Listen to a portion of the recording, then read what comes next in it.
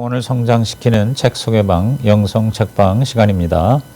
오늘은 팀 켈러의 예수, 히든 크리스마스, 이 시대가 잃어버린 이름이라는 책을 정리해 드립니다.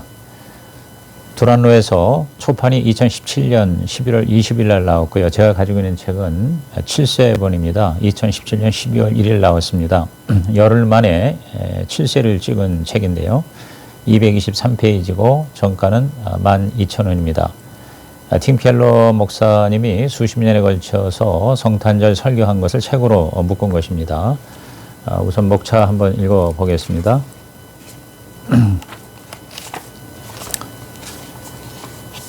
파트 1 제1부 이 시대가 외면하는 진실. 어느 날 우리 곁에 하나님이 직접 찾아오셨다.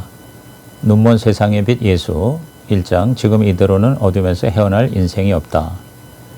2장 울고 있는 인생의 생명줄 예수. 흠투성이 인생들을 은혜의 식탁에 둘러 앉히시다. 3장 우리 중 하나가 되신 하나님 예수. 당신을 혼자 두지 않기 위해 당신처럼 되셨다. 4장 가장 낮은 데로 내려오신 왕 예수. 내 속에 날뛰는 헤롯 왕 물러나야 한다. 제2부는 온 삶이 예수 생명에 졌다. 처음 우리를 지으신 분이 우리를 다시 지으신다. 5장 예수 믿는 은혜를 주시다. 믿음의 여정 그분의 이끄심이 필요하다. 6장 예수 보는 눈을 주시다. 복음을 바로 보는 만큼 두려움은 힘을 잃는다. 7장 예수 흔들리지 않은 평화를 주시다. 마음을 찌르는 칼 참 평화를 위한 불화다. 8장 예수 그분 자신을 주시다. 되찾은 그 이름 예수 이제 감출 수 없으리라. 크리스마스가 세속절기로 상업화되면서 참 의미가 점점 퇴색된 것은 어제 오늘의 일이 아닙니다. 성탄의 불빛은 세상의 희망이 세상 바깥에서 온다는 기독교의 믿음을 보여줍니다. 선물을 주는 행위는 자기 목숨까지 내어주신 예수님께 대한 자연스러운 반응입니다. 예수님이 빛으로 오신 것은 우리가 영적으로 너무 눈멀어 스스로는 길을 찾을 수 없기 때문입니다. 예수님이 인간이 되어 죽으신 것은 우리가 너무 타락해 다른 식으로는 용서받을 수 없기 때문입니다. 크리스마스는 우리가 생각하는 것보다 더 경이롭고 더 치명적입니다. 크리스마스를 바로 알면 기독교의 근간인 복음을 바로 알 수 있습니다. 이 책에서 마태복음을 중심으로 하나님이 크리스마스에 주신 선물을 알고 또 누가복음을 중심으로 그 선물을 어떻게 받을 수 있는지를 알아봅니다. 크리스마스, 즉 예수 탄생의 참 의미는 무엇일까요? 제1부가 이 시대가 외면하는 진실, 어느 날 우리 곁에 하나님이 직접 찾아오셨다. 제1장은 지금 이대로는 어둠에서 헤어날 인생이 없다. 눈먼 세상의 빛 예수. 성경 본문으로는 이사야 9장 2절에 흑암에 행하던 백성이 큰 빛을 보고 사망의 그늘진 땅에 거주하던 자에게 빛이 비치도다. 또 이사야 9장 5절에서 7절에 어지러이 싸우는 군인들의 신과 피 묻은 겉옷이 불에 섭같이 살라지리니 이는 한 아이가 우리에게 낳고 한 아들을 우리에게 주신 바 되었는데 그의 어깨에는 정사를 메었고 그의 이름은 기묘자라 모사라 전능하신 하나님이라 영존하신 아버지라 평강의 왕이라 할 것임이라. 그 정사와 평강의 더함이 무궁하며 또 다윗의 왕자와 그의 나라에 군림하여 그 나라를 굳게 세우고 지금 이후로 영원히 정의와 공의로 그것을 보존하실 것이라. 만군의 여호와의 열심히 이를 이루시리라. 크리스마스의 신호는 어둠을 밝히는 불빛입니다. 크리스마스인 12월 25일은 그 발생지에서 가장 어두운 시기였습니다. 어둠을 밝히려면 불부터 켜야 합니다. 어둠 속에서는 아무것도 할 수 없습니다. 세상은 어두운 곳입니다. 예수님이 빛이 되어주지 않으시면 우리는 아무것도 볼 수 없습니다. 마태는 이사야 9장을 인용하면서 흑암에 앉은 백성이 큰 빛을 보았고 사망의 땅과 그늘에 앉은 자들에게 빛이 비치었다라고 했습니다. 요한도 요한복음 1장 9절 10절에서 참빛 곧 세상에 와서 각 사람에게 비추는 빛이 있었나니 그가 세상에 계셨으며 세상은 그로 말미암아 지은 바 되었으되 세상이 그를 알지 못하였다고 했습니다. 어둠은 악과 무지를 가리킵니다. 세상이 흑암에 있다는 것은 악을 해결할 길이 없다는 것입니다. 인간은 자기 힘으로 행복과 구원을 이룰 수 없습니다. 애쓸수록 어둠만 깊어집니다. 기독교의 메시지는 세상이 심히 어둡지만 그럼에도 불구하고 희망이 있다는 것입니다. 그래서 이사야는 9장 2절에서 사망의 그늘진 땅에 거주하던 자에게 빛이 비치도다 라고 한 것입니다. 이것이 바로 크리스마스의 메시지입니다. 그 빛은 세상에서 솟아난 것이 아니라 세상 밖에서 온 것입니다. 바로 하나님에게서 예수 그리스도가 오신 것입니다. 태양이 우리에게 생명을 주듯 하나님으로부터 우리의 모든 실존이 왔습니다. 하나님을 힘입어서만 우리는 살며 기동하며 존재할 수가 있습니다. 우리가 무엇이든지 알 수 있는 것은 순전히 하나님 덕분입니다. 하나님조차도 하나님의 계시가 없이는 절대로 알 수 없습니다. 빛이 있어야 기쁨을 누릴 수 있습니다. 하나님이 바로 아름다움과 기쁨의 근원이십니다. 하나님의 빛은 어떻게 비칠까요? 그 대답이 바로 이사야 9장 6절 7절입니다. 한 아기가 우리에게 낳았다는 것입니다. 이 아기에게는 5가지 칭호가 붙여져 있습니다. 기묘자, 모사, 전능하신 하나님, 영존하시는 아버지, 평강의 왕이 그것입니다. 이 칭호는 하나님에게만 해당되는 명칭입니다. 놀랍게도 그 하나님이 우리 사는 세상에 아기로 태어나셨습니다. 그것이 크리스마스입니다. 크리스마스는 당신이 겪는 모든 것을 하나님이 다 아신다는 것을 의미합니다. 그분은 가난하게 태어나 무한한 고통을 당하셨고 이 모두를 우리를 위해 얼마든지 가치 있게 여기셨습니다. 예수님은 세상에 오신 하나님이시요 하나님의 빛과 진리와 아름다움이십니다. 성경은 한 아들을 우리에게 주셨다고 했습니다. 즉 성탄의 빛은 선물이요 은혜입니다. 하나님이 주셔야 받는 것입니다. 성탄의 선물을 받으려면 그것이 과분한 은혜임을 인정해야 합니다. 그 선물은 당신의 자존심을 완전히 버려야 받을 수 있습니다. 내가 죄인임을 인정해야 합니다. 예수님이 밑바닥까지 내려가신 것처럼 우리도 그와 함께 같은 길로 내려가야 합니다. 예수님의 탄생, 예수님의 성육신은 지극히 크신 분이 지극히 작은 자 안에 들어가신 것입니다. 무한의 하나님이 구유의 아기가 되신 것입니다. 세상에 비치신 하나님이 세상의 어둠 속으로 내려가신 것입니다. 우리를 하나님의 아름다운 빛으로 인도하시기 위함입니다. 과분한 은혜로 비치는 이 빛이 없이는 스스로를 구원하기는커녕 우리 자신을 제대로 알 수 없다는 것이 바로 크리스마스의 참 진리입니다. 제2장 흠투성이 인생들을 은혜의 식탁에 둘러 앉히시다. 울고 있는 인생의 생명줄 예수. 성경 본문은 마태복음 1장 1절 3절 아브라함과 다윗의 자손 예수 그리스도의 계보라. 유다는 다말에게서 베레스와 세라를 낳고 베레스는 헤스론을 낳고 헤스론은 람을 낳고 마태 1장 5절 6절에 살몬은 라합에게서 보아스를 낳고 보아스는 룻에게서 오벳을 낳고 오벳은 이새를 낳고 이새는 다윗 왕을 낳으니라. 다윗은 우리아의 아내에게서 솔로몬을 낳고 마태 1장 16절 17절 야곱은 마리아의 남편 요셉을 낳았으니 마리아에게서 그리스도라 칭하는 예수가 나시니라. 그런즉 모든 대수가 아브라함부터 다윗까지 14대요 다윗부터 바벨론으로 사로잡혀갈 때까지 14대요 바벨론으로 사로잡혀간 후부터 그리스도까지 14대더라. 크리스마스의 주제는 단순한 인간의 출생이 아니라 하나님의 강림입니다. 마태복음의 예수 계보는 예수님이 허구가 아니라 역사적 실존 인물임을 말해줍니다. 크리스마스는 해야 할 일을 조언하는 충고가 아니라 이미 실행된 일을 전하는 소식입니다. 크리스마스의 성경 본문은 이솝 우화가 아니라 실제 사건의 기록입니다. 성경은 도덕 강론이 아니라 기쁜 소식입니다. 우리가 해야 할 일이 아니라 하나님이 하신 일을 말해 주는 것입니다. 구원은 내가 스스로 하는 일이 아니라 하나님이 나를 위해 하신 것입니다. 그래서 크리스마스가 기쁜 소식이 되는 것입니다. 세상 종교의 창시자들은 방식만 다를 뿐 내가 너희에게 영적 실체에 이르는 길을 보여줄 테니 그대로 다 행하라고 말합니다. 그것은 충고입니다. 그러나 예수 그리스도는 내가 곧 영적 실체다. 너희가 결코 내게로 올라올 수 없기에 내가 너희에게로 내려왔다고 말씀하십니다. 이것은 소식입니다. 기독교는 수양이 아닙니다. 단지 삶의 감화 혹은 지침을 얻는 것이 아닙니다. 당신에게 구원이 필요하며 그 구원이 털 것만큼도 당신의 행위에서 나지 않고 그분이 이루신 일에서 난다는 것입니다. 그래서 기독교는 크리스마스는 큰 기쁨의 좋은 소식이 되는 것입니다. 복음은 동화가 아니라 실제 일어난 실화입니다. 아직 일어나지 않은 것도 궁극적으로 실현될 것입니다. 우리는 역사에서 일어난 일을 믿어야 합니다. 이 실화의 주인공인 예수님은 우리를 부끄러워하지 않으시는 분입니다. 예수님의 족보는 충격적이리만큼 역기능적입니다. 당시 천하게 여기던 여자가 5명이나 있고 많은 사람들이 성적, 문화적, 도덕적, 인종적 아웃사이더, 소외된 자들이었습니다.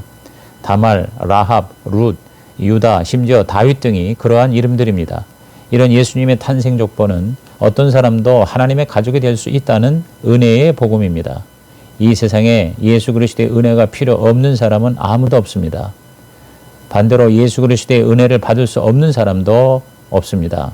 아무리 악한 사람도 회개하고 믿으면 구원을 받을 수 있습니다. 하나님은 우리의 모든 죄보다도 크신 분이십니다. 그분은 그 모든 추악함과 미련함과 죄악까지도 쓰셔서 자신의 약속을 이루셨습니다. 크리스마스는 하나님이 그분의 목적을 이루고 계시다는 뜻입니다. 하나님의 맷돌은 천천히 돌지만 아주 고운 가루로 만듭니다. 예수님은 우리의 궁극적 안식이십니다. 예수님의 탄생 족보를 보면 예수님은 7대의 7번째 시작이 되십니다. 레위기 25장에 보면 7번째 7해 중에서 마지막 해인 49년째 해는 희년이라 하여 모든 노예가 해방되고 모든 빚이 탕감되는 해입니다. 안식년 중에 안식년입니다. 마태는 이 안식이 예수 그리스도를 통해서만 온다는 것을 말해줍니다. 예수님을 믿으면 이 궁극적 안식에 들어갈 수 있습니다. 실패자든 왕이든 하나님의 은혜 안에 있으면 됩니다. 이 안식은 우리에게 궁극적 희망이 됩니다. 단순한 낙관론이 아니라 마침내 모든 일이 잘 된다는 기정사실입니다. 그래서 우리는 현세의 시련과 비극에 부딪힐 때도 평안과 힘이 있게 되는 것입니다. 물이 바다를 덮음같이 하나님의 영광이 온 세상을 덮을 것입니다. 그때 희년의 왕이신 예수께서 우리에게 마침내 사랑과 기쁨의 온전한 안식을 주실 것입니다. 구주가 나셨으니 곧 그리스도 주시라. 제3장 당신을 혼자 두지 않기 위해 당신처럼 되셨다. 우리 중 하나가 되신 하나님 예수. 성경 본문은 마태복음 1장 18절에서 23절입니다. 예수 그리스도의 나심은 이러하니라. 그의 어머니 마리아가 요셉과 약혼하고 동거하기 전에 성령으로 잉태된 것이 나타났더니 그의 남편 요셉은 의로운 사람이라 그를 드러내지 아니하고 가만히 끊고자 하여 이 일을 생각할 때에 주의 사자가 현몽하여 이르되 다윗의 자손 요셉아 내 안에 마리아 데려오기를 무서워하지 말라. 그에게 잉태된 자는 성령으로 된 것이라. 아들을 낳으리니 이름을 예수라 하라. 이는 그가 자기 백성을 그들의 죄에서 구원할 자이심이라 하니라. 이 모든 일이 된 것은 주께서 선지자로 하신 말씀을 이루려 하심이니 이르시되 보라 처녀가 잉태하여 아들을 낳을 것이요 그의 이름은 임마누엘이라 하리라 하셨으니 이를 번역한즉 하나님이 우리와 함께 계시다 함이라. 예수님은 우리와 함께 하시는 하나님 인간이십니다. 예수님은 단지 위대한 스승이나 천상의 존재 이상이십니다. 예수님은 신, 곧 하나님 자신이십니다. 예수님의 정체를 가장 직설적으로 진술한 것은 마태복음 1장 23절입니다. 처녀가 잉태하여 아들을 낳을 것이요 그의 이름은 임마누엘이라 하리라 하는 이사야 7장 14절의 인용입니다. 예수 그리스도는 임마누엘 즉 우리와 함께 계시는 하나님이십니다. 마리아가 낳은 아이는 말 그대로 하나님이십니다. 히브리 세계관은 인간이 하나님일 수 있다는 개념을 철저히 배격하였기 때문에 이 말씀은 실로 충격적인 것이었습니다. 유대인들은 야훼라는 이름도 입에 담거나 글로 쓰지 않았습니다. 마태처럼 요한도 예수님의 말씀이요 그 말씀은 하나님이시라고 선언했습니다. 복음서 전체에서 예수님은 늘 죄를 용서하셨는데 이는 하나님만이 하실 수 있는 일입니다. 실제로 예수님은 자신이 하나님이라고 주장하셨습니다. 예수님이 정말 하나님이시라면 그것은 실제로 우리에게 어떠한 의미가 있을까요? 가장 큰 관문은 예수님의 성육신입니다. 기독교 최고의 기적은 부활 이전의 성육신이라고 할 수 있습니다. 전능하신 우주의 창조주께서 인간의 속성을 입으시고도 신성을 잃지 않으셨습니다. 이에 대해 제이 패커는 하나님의 아들이 실제로 유아가 되셨다. 생각할수록 머리가 어찌해진다. 그 어떤 픽션에도 이 성육신의 진리만큼 기상천외한 요소는 없다고 했습니다. 성육신을 믿지 못하면 다른 어떠한 기적도 믿을 수 없습니다. 하나님이 존재하시고 또한 인간이 되셨다면 그분이 기적을 행하시거나 세상의 죗값을 치르시거나 죽은 자를 살리시는 것이 어째서 못 믿을 일이겠습니까? 오늘날 말로만 예수를 믿는 사람들이 너무 많습니다. 예수님이 우리와 함께 계시는 하나님이라는 의미를 제대로 깨닫지 못하는 사람들입니다. 예수님이 하나님이시라는 주장은 우리에게 최고의 희망을 줍니다. 그것은 이 세상이 존재의 전부가 아니고 죽음 후에도 삶과 사랑이 있으며 언젠가 악과 고난이 끝난다는 것입니다. 하나님은 무한히 거룩하셔서 우리의 죄를 처리하셔야 했습니다. 동시에 하나님은 무한히 사랑이 많으신 분이시라 우리가 그분께로 올라갈 수 없음을 아시고 그분이 우리에게 내려오셨습니다. 하나님이 친히 오셔서 우리가 할 수 없는 일을 해주신 것입니다. 크리스마스는 우리에게 얼마든지 희망이 있음을 말해줍니다. 성육신과 크리스마스의 교리는 예수께서 온전히 참 하나님이신과 동시에 온전히 참 인간이시라는 것입니다. 임마누엘은 이상이 현실이 되었고 절대가 특수해졌으며 보이지 않는 것이 보이게 되었다는 것입니다. 예수님은 인간이 되실 때 여전히 하나님이셨지만 하나님으로서의 영광과 특권을 버리셨습니다. 고운 모양도 없고 풍채도 없은즉 우리가 보기에 흠모할 아름다운 것이 없었습니다. 이것은 우리로 하여금 예수님을 본받아 높은 곳이 아닌 낮은 자리에 함께해야 함을 말해줍니다. 성육신은 하나님이 고난당하셨고 그 고난을 이겨내셨다는 것입니다. 예수님이 우리와 같이 되사 우리의 고난에 동참하신 것입니다. 예수님은 기도가 응답되지 않은 고통을 우리처럼 겪으셨습니다. 그래서 우리를 아시고 위로하시고 도와주실 수가 있으십니다. 기독교의 하나님은 당신이 지나온 모든 자리를 친히 지나오신 분입니다. 지금 당신이 처한 어둠은 물론 그보다 더한 것까지도 그분은 통과하셨습니다. 그래서 당신은 그분을 신뢰하고 의지할 수 있습니다. 그분은 다 아시며 능력으로 당신을 위로하시고 힘을 주시고 끝까지 붙들어 주십니다. 임마누엘에는 세 가지 개념이 있습니다. 그분은 첫째 하나님이시고 둘째 인간이시며 셋째 우리와 함께 계신다는 것입니다. 그분과 함께 있다는 것은 우리가 예수님의 임재 안에 있어 그분과 대화하고 그분께 배우며 매 순간 그분의 위로를 받는다는 뜻입니다. 성육신의 목적은 하나님 그분과 관계를 맺는 것입니다. 하나님이 우리의 사랑과 믿음의 대상이 되신 것입니다. 원래 하나님을 만나고 대면하는 것은 극도로 두려운 실제적으로는 불가능한 일입니다. 구약에서 모세 한 사람만 그것도 하나님의 등만 볼 수 있었습니다. 그런데 우리에게는 말씀이 육신이 되어 우리 가운데 거하심에 우리가 그의 영광을 보게 된다니 이 얼마나 기막힌 일인지요. 예수 그리스도를 통해 누구나 하나님을 만날 수 있게 된 것입니다. 예수님이 진정 우리와 함께 하시려면 즉 예수님을 삶에 받아들이려면 세 가지 용기가 필요합니다. 첫째, 세상의 멸시를 감수하는 용기입니다. 예수님이 동정녀 탄생을 하실 때 요셉과 마리아에게는 그러한 용기가 정말 필요했습니다. 우리도 많은 사람의 오해와 손가락질과 비난을 각오할 수 있어야 합니다. 둘째, 내가 결정할 권리를 내려놓는 용기가 필요합니다. 예수님이 탄생하실 때 이미 하늘로부터 이름을 예수라 받았는데 이것은 당시 문화로서 아버지인 요셉에게는 절대적 권한을 포기하는 것이었습니다. 요셉에게는 태어날 아이가 그의 주관자가 되는 셈이었습니다. 마찬가지로 예수님이 우리 삶에 들어오시면 우리가 그분을 통제하는 것이 아니라 그분이 우리를 통제하시게 됩니다. 모든 조건을 내려놓고 주님께 전적으로 순종해야 합니다. 예수님을 삶의 중심에 모시려면 그분께 무조건 순종해야 합니다. 우리의 이름을 주님이 지어주셔야 합니다. 주님께 순종해야만 우리의 참 정체를 알 수 있게 되는 것입니다. 셋째로 내가 죄인임을 인정하는 용기가 필요합니다. 예수님은 우리를 용서하러 오셨습니다. 우리가 주님의 용서를 받으려면 하나님을 사랑하지 못한 죄를 시인하는 용기가 있어야 합니다. 우리가 하나님과 함께 있는데도 용기가 필요하지만 하나님이 우리와 함께 계시는 데에도 무한히 더 용기가 필요합니다. 용기가 하나님의 속성인 종교는 기독교밖에 없습니다. 예수님은 우리를 위해 어둠에 직면하셨습니다. 그 예수님 때문에 우리도 어떠한 어둠에도 능히 직면할 수 있게 되었습니다. 예수님의 이러한 용기는 우리를 사랑하시기 위함입니다. 우리도 사랑으로 용기를 가져야 합니다. 당신을 위해 모든 일을 하시는 예수님을 보십시오. 그러면 당신도 그분을 사랑하게 되어 용감하게 그분을 삶의 중심에 모실 것입니다. 그리하여 그분은 당신과 함께 계시고 당신은 그분과 함께 있을 것입니다. 제4장 내 속에 날뛰는 헤롯 왕이 물러나야 한다. 가장 낮은 데로 내려오신 왕 예수. 본문은 마태복음 2장 1절 3절. 헤롯 왕 때 예수께서 유대 베들레헴에서 나심에 동방으로부터 박사들이 예루살렘에 이르러 말하되 유대인의 왕으로 나시니가 어디 계시냐?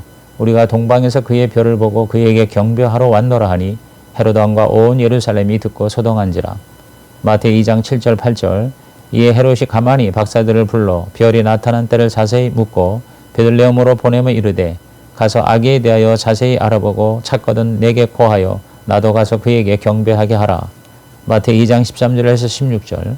그들이 떠난 후에 주의 사자가 요셉에게 현몽하여 이르되 헤롯이 아기를 찾아 죽이려 하니 일어나 아기와 그의 어머니를 데리고 애굽으로 피하여 내가 네게 이르기까지 거기 있으라 하시니 요셉이 일어나서 밤에 아기와 그의 어머니를 데리고 애굽으로 떠나가 헤롯이 죽기까지 거기 있었으니 이는 주께서 선지자를 통하여 말씀하신 바 애굽으로부터 내 아들을 불렀다 함을 이루려 하심이라. 이에 헤롯이 박사들에게 속은 줄 알고 심히 노하여 사람을 보내어 베들레헴과 그 모든 지경 안에 있는 산의 아이를 박사들에게 자세히 알아본 그때를 기준하여 2살부터 그 아래로 다 죽이니. 마태 2장 22절에서 23절. 그러나 아켈라오가 그의 아버지 헤롯을 이어 유대의 임금됨을 듣고 거기로 가기를 무서워하더니 꿈에 지시하심을 받아 갈릴리 지방으로 떠나가 나사렛이란 동네에 가서 사니 이는 선지자로 하신 말씀에 나사렛 사람이라 칭하리라 하심을 이루려 함이러라. 성탄 시기에 동방박사들이 헤롯 왕에게 가서 왕이 어디 계시냐라고 물었을 때 현재 왕으로 있던 헤롯이 놀라는 것은 놀라운 일이 아닙니다. 박사들의 보고를 받은 헤롯을 베들레헴의 아기들을 적어도 수십 명을 살해했습니다. 우리로서는 충격적 사건이지만 헤롯 치하에서는 흔한 일이었습니다. 헤롯의 악을 비난하지만 성경의 전체 가르침을 보면 세상 악이 나오는 것은 모든 인간의 마음입니다. 그런 의미에서 헤롯의 악한 반응은 바로 우리의 모습입니다. 내가 왕이 되고 싶은데 다른 사람이 나타나 왕으로 자처한다면 둘 중에 하나는 물러나야 합니다. 예수님은 우리에게 오셔서 하나님으로 왕으로 자처하셨습니다. 세상의 악은 자기중심적이고 독선적이고 자아도취적인 모든 인간의 마음에서 비롯됩니다. 만인의 마음속에 헤롯 왕이 있어 자신이 지배하려고 합니다.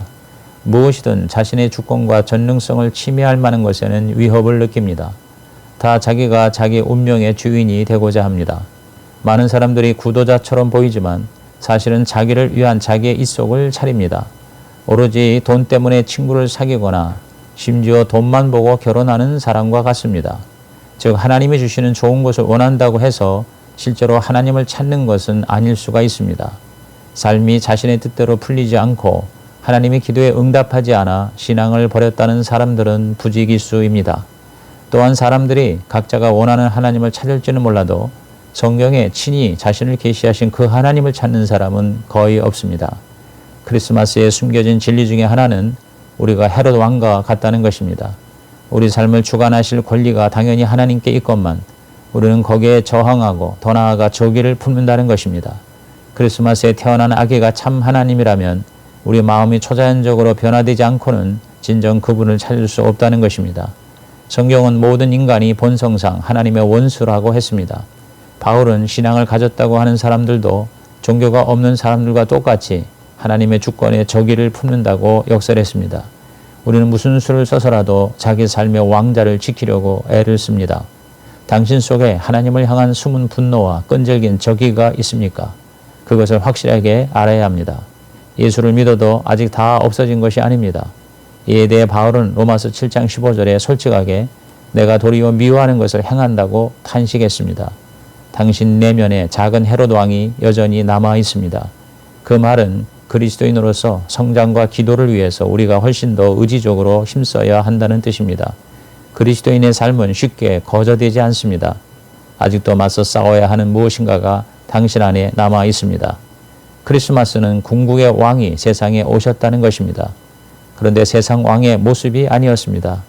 역사상 가장 위대한 왕이 구유에서 아기로 태어났고 나사렛이란 깡촌에서 자랐습니다. 가장 비천한 모습으로 오신 왕은 이렇게 말씀하십니다.